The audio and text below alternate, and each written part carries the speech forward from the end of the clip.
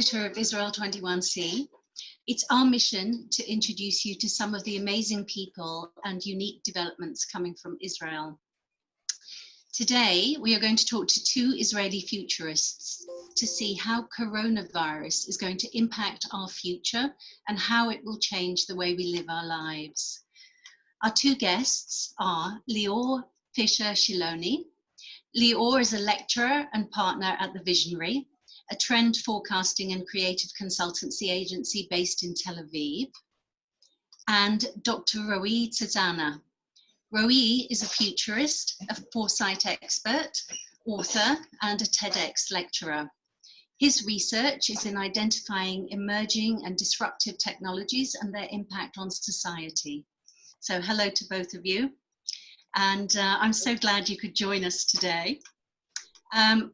Just a few quick points of housekeeping before we get into our discussion. First, today's webinar is being recorded and will be available on Zoom after the live session and on our Facebook page, which is facebook.com/Israel21C. And secondly, we'd love to hear from you during our discussion. We've reserved about 15 minutes at the end for questions, so please feel free to send them through the Q&A tab at the bottom of your screen. So there's a wonderful quote from David Bowie. We used it on our invitation, which is, "Tomorrow belongs to those who can hear it coming."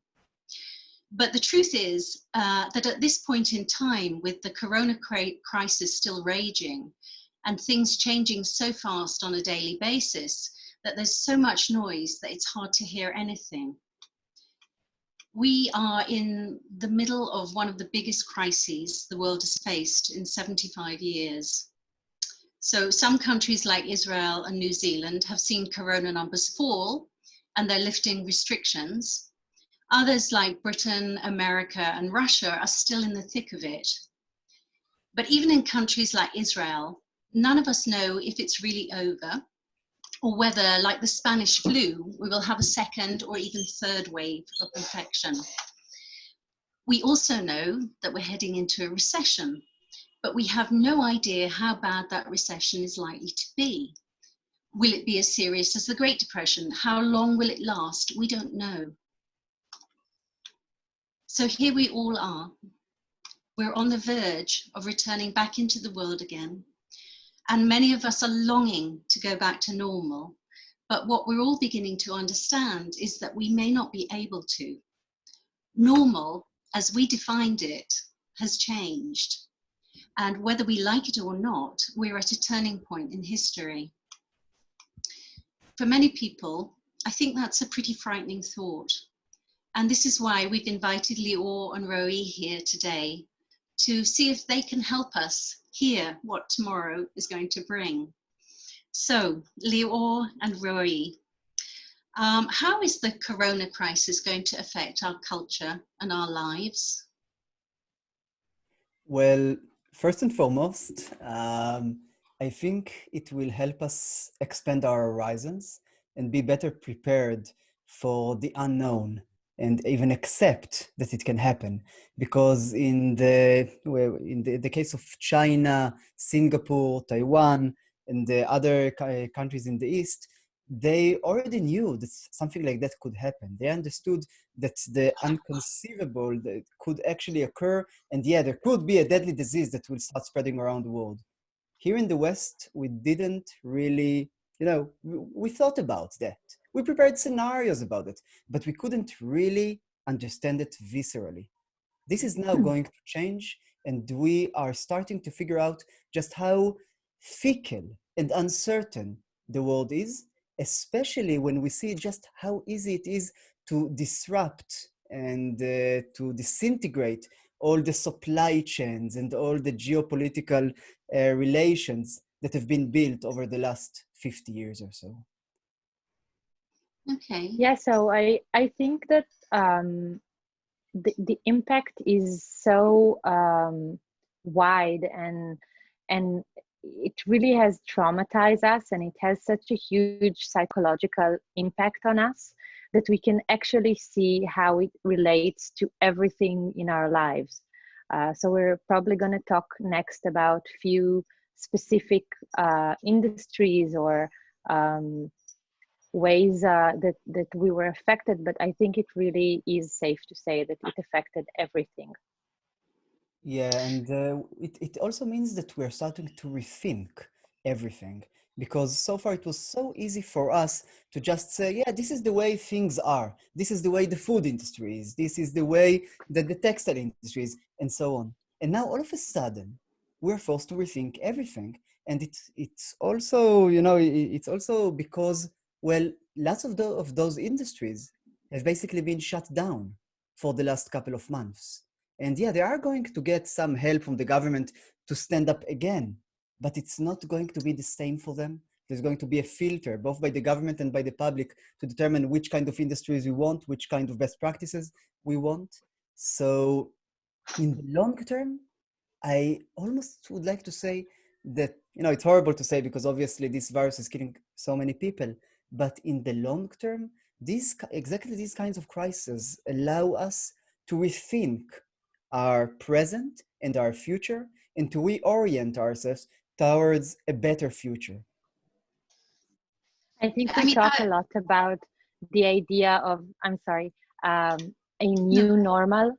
And this is the time to define what a new normal means, because we're definitely going towards the idea of normal, but we're not going back to the idea of normal. What used to be normal is not going to be normal again. Yeah, and this is the best time for visionaries, because honestly, right now, there's been a major disruption. Now is the time to set a vision, to say what should happen, and start pushing towards it. There's never been a better time for visionaries. Sorry, Nikki, I know you're trying to, to speak. Yeah, no, it's great. It's good stuff. No, one of the things I was wondering about is education, for instance. So next week, my son goes back, my 14-year-old goes back to school. And I'm kind of a bit scared about sending him. But he has been doing schooling on Zoom, which I'm not sure how effective that was. But how do you think our education system will change in the years ahead? I think people are definitely reconsidering the idea of traditional education. I think that was also relevant before the coronavirus with Generation Z and their approach towards conventional and traditional education, how they feel about academia and about traditional education. So I think this is just maybe another push towards again, the idea of redefining education. I do think that digital work frames like Zoom or other alternatives are going to enter education, definitely for young people. So I'd like to challenge that a little bit. And I would like to divide the education into the primary age, primary school, high school, and middle school, and finally higher education.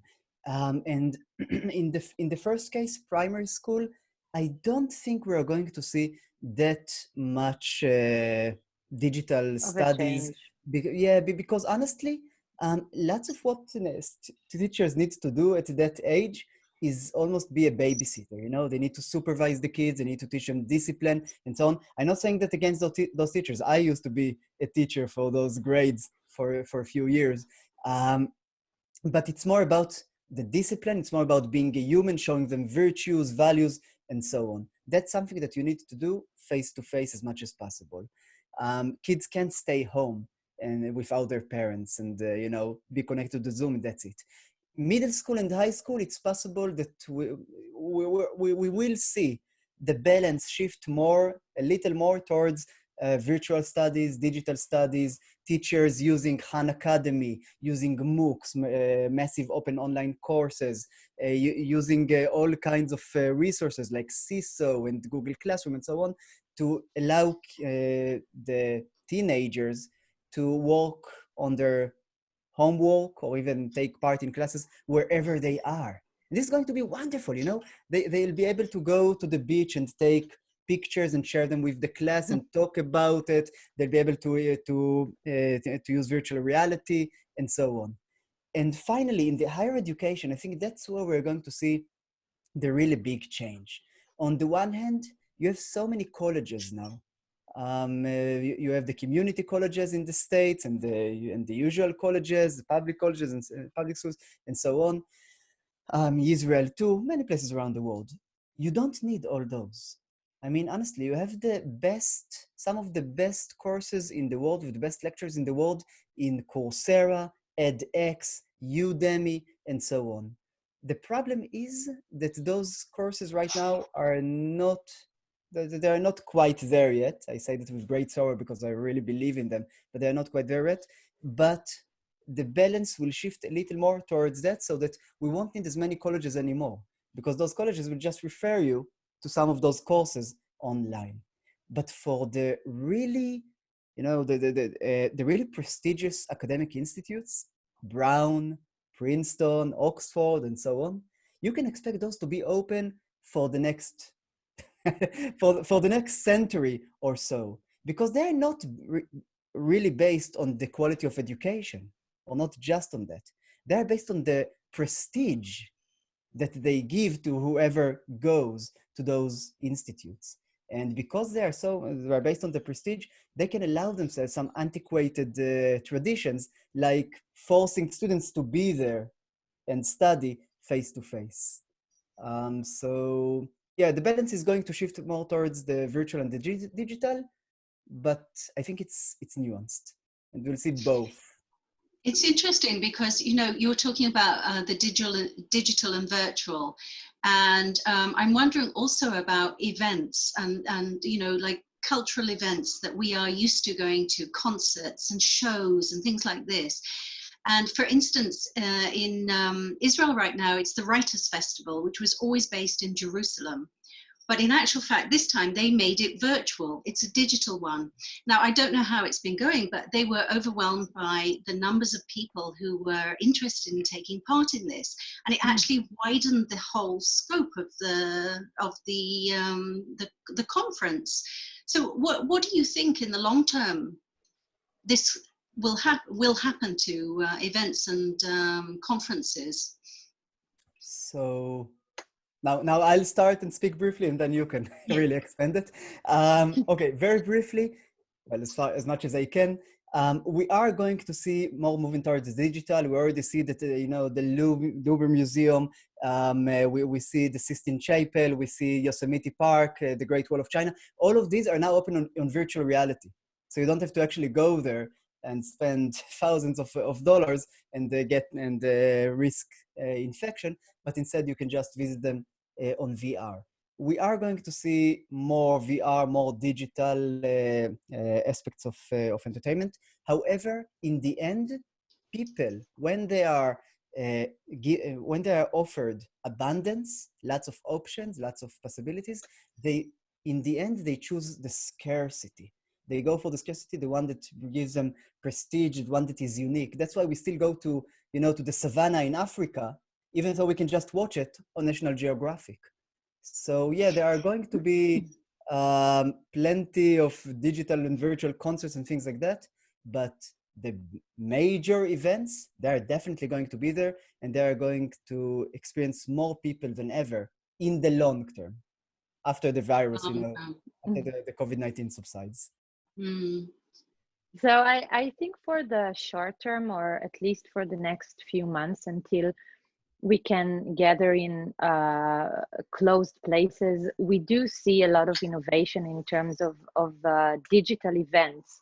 So artists that are broadcasting concerts, and musicians, and even in museums. I think what's quite interesting is that I've read an interview with one of the curators of the V&A Museum in London, and he was talking about how there's a huge difference between how people react to a virtual tour that exists on the website, and you can do it whenever you want. You can just click and then tour the museum, versus something that's scheduled and limited on time.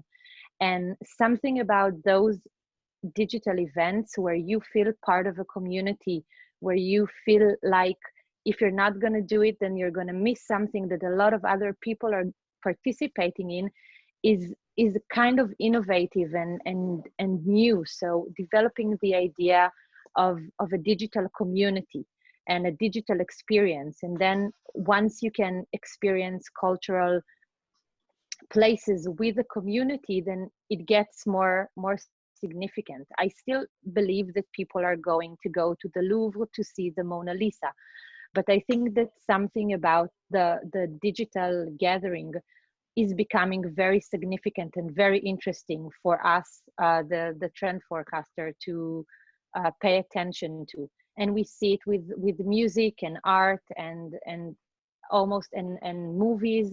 So there's the tons of movie festivals that are now virtual. I know that the Cinematheque in Tel Aviv is offering tickets to watch the movies at home, but still something.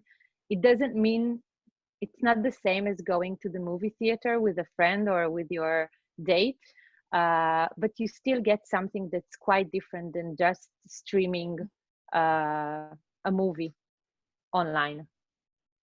Okay. Absolutely. The future is probably somewhere in between. I mean, both allowing people to experience it wherever they want to, but also limiting it so there is scarcity again. They just have Exactly. to be there and attend it with everybody. Exactly.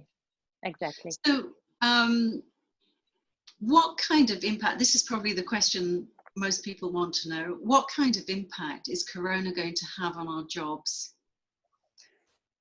Oh, wow. Rory, you want to start with that? I know that you mentioned that unemployment is something that is going to be ongoing in the years ahead.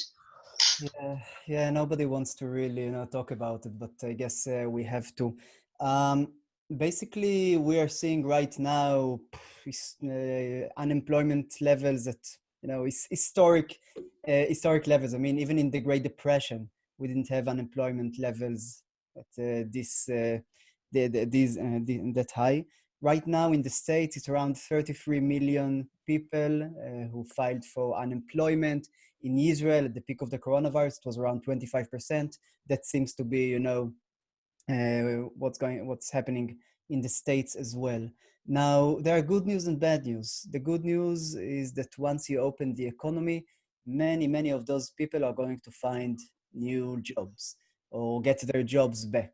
And according to some forecasts, it's going to be about 80% of those who have been unemployed or even furloughed that are going to find jobs again. But the other 20%, that's where you have the real problem. And the problem is only going to get accentuated because we are going into a recession. I think nobody really doubts that anymore. It's going to be a global recession, both in the States, in the Eurozone, and quite possibly in Asia as well. And in a few months, you'll know whether it's going to encompass, India and Africa and Latin America. But in any case, it's going to be a recession. And the one thing that we know about recession is that when you have a recession, in the last 3 recessions since 1990 in the United States, whenever you had a recession, you had unemployment, you had employment go down, the number of available jobs go down, and then in sharp contrast to the recessions from the previous century, basically, the number of jobs did not go up after the recession. It kept going down or it stabilized at a lower level. Why? Because of automation and AI. Because once you have a recession, companies need to cut costs, and so they try very hard to automate. They take out anyone whose work isn't absolutely necessary, and with the result being that I am afraid that of those 20% that are not going to find their jobs, again, some of them are going to essentially remain unemployed according to the currently accepted version of what job means. They are not going to be able to find full-time job all that easily and possibly at all. Gosh, Another that's a different, gloomy yeah, outlook. so the good That's a news maybe. very, very gloomy outlook. Oh, well, it's not that gloomy. Let me just say, yeah, it is gloomy. Okay, first, very gloomy if you're the one who is getting fired and can't find a job, obviously. But I will say this: every crisis is also an opportunity. And Rami Manuel said it very nicely that you should never, waste a good crisis. So we expected that the displacement of workers by machines, we expected it's going to happen gradually over over this decade and the next. We're going to see massive displacement much earlier than that. And if we just understand it, accept it, and find ways to help those workers and those unemployed people right now, maybe by instituting a universal basic income, like Trump, the super Republican is actually starting to do in the States, sending a check to everyone. If we start thinking about solutions right now, instead of waiting until the situation becomes too dire, then we could actually make lemonade out of this huge global lemon that's being forced down our throats. Mm. Leo, do you have anything to add to it? Actually, I don't, but I just think that it's true that inside this very gloomy situation, we do see opportunities and innovation, and that's a good thing. I mean, I can see it in the sectors that I work with. So we do see a lot of people that are unemployed, but somehow channeling the time and energy to do innovative and interesting things, and that's probably the bright side of this whole crisis. I mean, one of the sectors that's been so badly hit, obviously, is retail, and I know, Leo, that you deal with this and in this area quite a lot. And the fashion industry, the clothing industry. I read, for instance, today that they're talking about if you go into a shop to try on clothes now, they're going to have to quarantine the clothes between the 48 try-on, hours, 72 hours. I mean, yeah, how so is this? the try-on option is currently disabled. But I think, yes, first of all, if we talk about retail, then we talk about this idea of the 2 meters economy or the 1.5 meters economy, which is something that we understand that in terms of, the most simple interior design of a retail store, we need to allow consumers to have enough space to feel secure to be in that store. So if we're talking about architecture and interior design of retail spaces, then we're talking about expanding, about giving people a proper distance, about minimizing, interaction between people.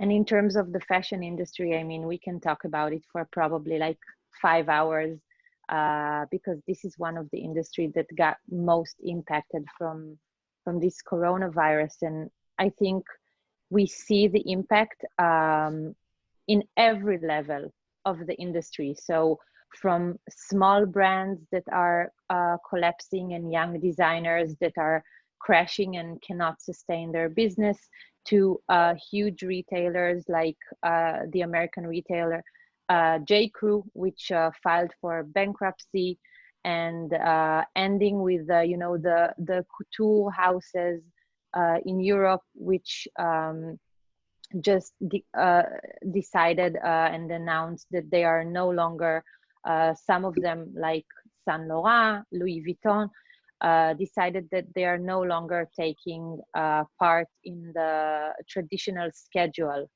of the fashion world, meaning they're not gonna release their collections according to the traditional schedule. They're not gonna produce as much, and then that they are all into this, developing this idea of working in their own pace and not working in this very intense volume that we've seen so far. And I think that it has a major impact.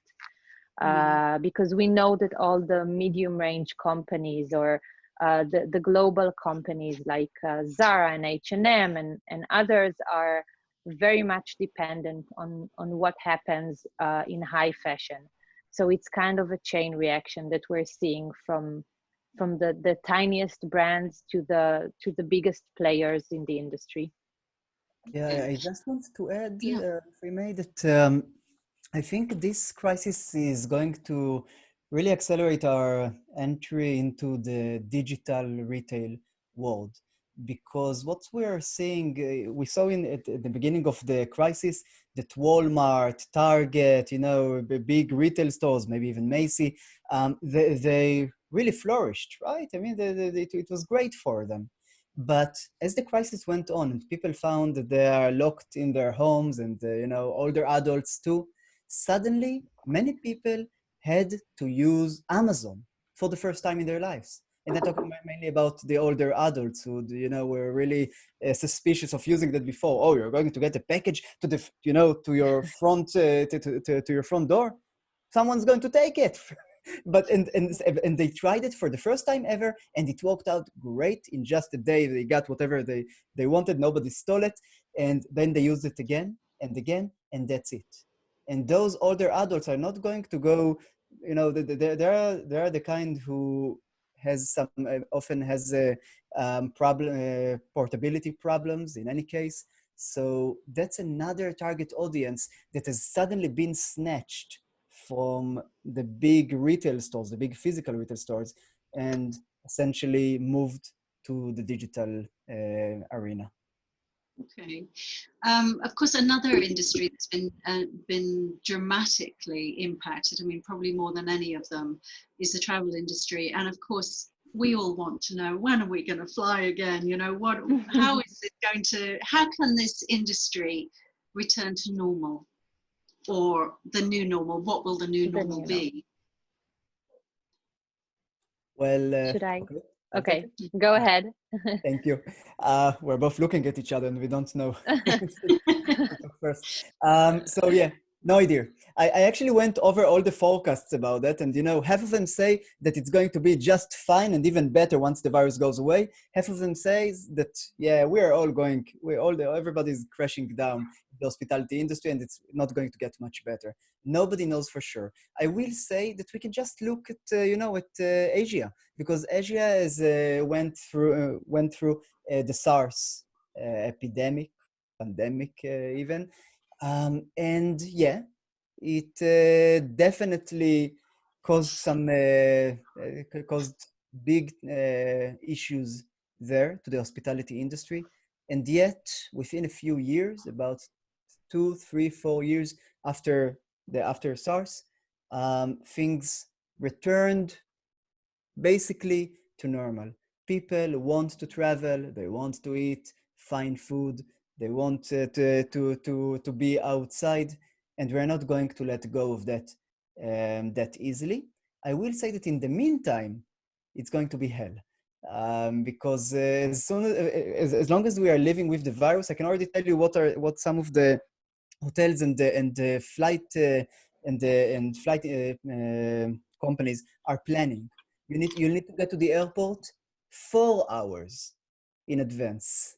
You need to undergo either decontamination or you need to be checked. They let you board the airplane in groups of 10 people at the same time, and you'll have to put on a mask for the entire duration of the trip. And then when you get to the hotel, there are going to be thermal cameras there all over the lobby. And if you develop some kind of sickness, please go out, please leave our hotel. And it's crazy because in one report that I read that the hospitality industry has made, they're actually saying outright that we also have to start sterilizing our handcuffs and the containment rooms just in case somebody doesn't follow the instructions. So yeah, in the next 6 months or so, at least, tourism isn't going to recover all that much. After that, I think it's going to recover slowly, bit by bit. Right. I think that I think that perhaps the question is not when are we going to be able to travel again, but more of a how. And then what he said is definitely true. I just read that Hilton, the huge hotel chain, is actually initiating new hygiene standards all over their hotels, and we definitely know what are the immediate impacts of this need in sterilization. But I think what's quite interesting is to look at what is going to happen to the idea of hotels and hospitality in an era where we rather not travel from one country to another, but rather than to travel locally. And I think two interesting things is that hotels that want to survive in this time zone until tourism will go back to be whatever it was, need to pay attention, first of all, to their cultural function in the neighborhoods that they live in. And I know some hotels in Europe and in the US are doing that. So some examples are the Hoxton and Ace Hotel, which now function less as a hotel for tourists and more as a cultural institution for their neighbors, offering them food and drinks and a space to be in. And then another thing we need to consider is really the idea that our target market as a hotel is changing, and we're targeting people that are local rather than tourists. And I think hotels that will have a strategy that includes these two pillars, it might be easier for them to survive. When we talked before, Leo, you mentioned that you thought that this was going to be the death of the sharing economy, and you mentioned eat with. Can you tell us a little bit about that? So I think the death of the sharing economy is quite a big statement. So I'm gonna take it down a notch for a second, but I do think that a lot of the concepts that were highly popular and honestly very much blessed in the idea of the sharing economy are now, at least for a few months, are being rethinked because they do not match in any way some of the anxiety and the fear that we have now that we are affected by the coronavirus. So if we were talking about the initiative of Eat With, where you go into someone's house and you eat with a bunch of, you eat dinner with a bunch of strangers, and that's a very cool initiative, but I don't see many people that will feel comfortable at the moment having this intimate experience with strangers.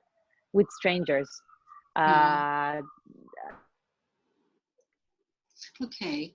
Okay, I see that we are, time is moving, which is a great sadness because it's fascinating to listen to you both. So let's see where we can go with this. I don't think we'll get to all of the things that we wanted to discuss, but maybe Roe, I know you said some interesting things about healthcare. So perhaps you could tell us a little bit about where you think that's going, and about the healthcare revolution and. Why, yes. So please go ahead with that. Sure. So, again, turning lemons into lemonade. Basically, right now, we are going finally into the era of lack of privacy, which, by the way, we were in before already, but we just didn't notice it because essentially the governments were spying after all of us, but only really putting their fingers on terrorists and, and dangerous criminals and so on. And now suddenly everybody is being under surveillance. We see it, and it's very clear, you know, that they are saying it outright. We're being watched. Yeah, you're being watched, and it's for your own good. And it is for our own good. There are massive challenges here because it does lend extraordinary power to governments, especially to totalitarian regimes, even though they didn't really need that much of an excuse to watch you anyway. But it does mean that even in Western countries, suddenly people are allowing the government to surveil them, to spy on them. And that means we are getting used to a new concept of privacy. We are allowing our privacy to be, you know, to be impinged upon as long as it serves us. And my great expectation is that with this new paradigm of privacy for sale, in which many more people will allow governments and the industry to look after them, we'll be able to essentially constantly be monitored, not just by the government, but also by healthcare providers, by artificial intelligence algorithms that can analyze all of the great big data that comes from you, from each one of us, and will be able to tell us that you're, you know, heaven forbid, but okay, you may something may be a little wrong with your heart. Go get checked. You are not eating that well. Go get checked. And we're going to see a lot more telepresence and telemedicine, with doctors, medical doctors, essentially starting to provide it to everyone, because finally the dam has been broken. And over the last couple of months, suddenly medical doctors had to take care of people from far away, and they realized that it's not such a bad thing. And so did many people who had to accept that treatment. So we are going to be to have our health monitored much more rapidly, and we are going to receive treatment much more quickly, and we're going to have much better diagnosis capabilities because of all that data, medical data that is being collected about us. So yeah, I think it's definitely a beneficial development in the long term. Interesting. Okay. We've talked, just one quick question before we get on to our readers' questions, because we had so many questions. It's unbelievable. Anyway, so we've talked a lot about the different changes that are likely to happen. Will they be permanent even if we get a vaccine? Leo, do you want to kick us off on that one? So I think that even if we'll get a vaccine tomorrow, and that's very, very out of the unlikely. It's not realistic. Yeah. Exactly. It's very unlikely. So, but even if that's the case, it's gonna take a lot of time until we'll get everyone vaccine, and until everyone globally will feel safe and protected from this virus. So I definitely think that once we'll see a vaccine, things are going to shift and they're going to change. But then I think that it will take time. And I don't think, as I said at the beginning, I don't think that even then a vaccine could maybe protect us physically. But I think that the mental and the psychological effect of this crisis will not be over just because we found a vaccine. So many people died. So many people are experiencing anxiety and changing their actually their norms, their behavioral codes. That I don't think a vaccine is the cure for that. I think we'll probably feel more protected in terms of our bodies, but I think we're going to still see the effect of this crisis, even with a vaccine. Yeah, I'll go even just a little bit beyond that. Even if we assume that this is all a conspiracy, as some people say, yeah, there's no coronavirus, it's just a conspiracy by the governments and so on, the Illuminati. Wow. So, yeah, you know, but even if we say that, it doesn't matter, because what's important is that over the last half a year, people suddenly tried new things. They were forced from their comfort zone where they said, yeah, we don't need Amazon, we don't need that, we don't need that. And suddenly they had to try new things. They changed their consumption habits. And once you make a change, you can't go back. I mean, Exactly. you know what you're missing now.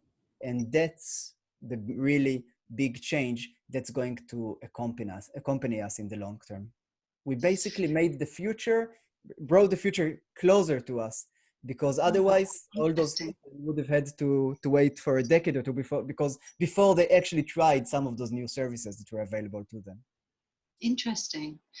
Okay, so look, I'm going to go on to our questions from readers, because really we've got some excellent questions, and so many people were writing to us yesterday even. So are there any signs that Israel's pandemic response could have a positive impact on Israeli-Palestinian relations? Oh, wow. That's Rory, you a want good to? question. Yes. Okay, not politically charged at all, of course. So Yeah, we'll try to yeah, stay okay, away okay. from. Okay, so you know, on this issue, I have some really good news. That about 2 weeks ago, the impossible happened, because the Palestinian branch of the UN Office for the Coordination of Humanitarian Affairs, something like that, actually, it did the impossible. It praised Israel. And let me see if I can remember. It praised the unprecedented cooperation on efforts at containing the epidemic between Israel and the Palestinian authorities. So suddenly, Israel and the Palestinian authorities find themselves united in a way for practically the first time ever. And it's, by the way, you know, it's not surprising, because for the first time ever, they have a common enemy, an enemy that doesn't distinguish between Jews, Muslims, Christians, Buddhists. It kills everyone. So Israel has suddenly approved for Palestinian day workers to stay overnight in Israeli territory. It arranged housing solutions for them. It provided medical training for the Palestinian Authority. It transferred more than $30 million to help the Palestinian authorities fight the coronavirus. And this is amazing. The Mossad, you know, the notorious CIA of Israel, we kill everyone around the world, all that sort of things. Well, it has received explicit orders to purchase ventilators, not just for Israel, but also for the Palestinian Authority. And you can easily say that Israel has a vested interest, right, in ensuring that its closest neighbor remains as healthy as possible, because otherwise people go through the border all the time. But I think it teaches us a larger truth that can be applied to everywhere, all over the face of the earth. We stand and we fall together. And I hope that the new cooperation, the collaboration that we're seeing between Israel and the Palestinian authorities, I hope we'll see it expand all over the world. I know it's a very optimistic, rose-tinted glasses point of view, but I really think that there is a chance for that. No, that's incredibly heartening. I mean, it's wonderful to hear that. Yeah, well, it's an option. Yeah. Okay, so I'm going to go to a completely different subject here. I think, Leo, this one will probably be for you, although Rory, you might have something to say. How will this pandemic affect the world of architecture? So I think, as I've mentioned before, it depends if we're looking at commercial architecture or if we're looking at people's houses. But I think in terms of commercial spaces, then again, we're definitely going to see architects and designers approach projects with the idea of actually trying to bring calm and structure into a space. So this is something that that we know that's becoming very important for consumers, and that they would feel much more secure entering a space that allows them to feel safe. I think in terms of what's happening inside our homes, then we've all been in confinement, we've all stayed at home, and now we're actually realizing that this space has to be multifunctional. So it's becoming a space not only for a few hours a day before and after work. It's actually becoming a space where we work, where we exercise, where we have time with our family, and we cook.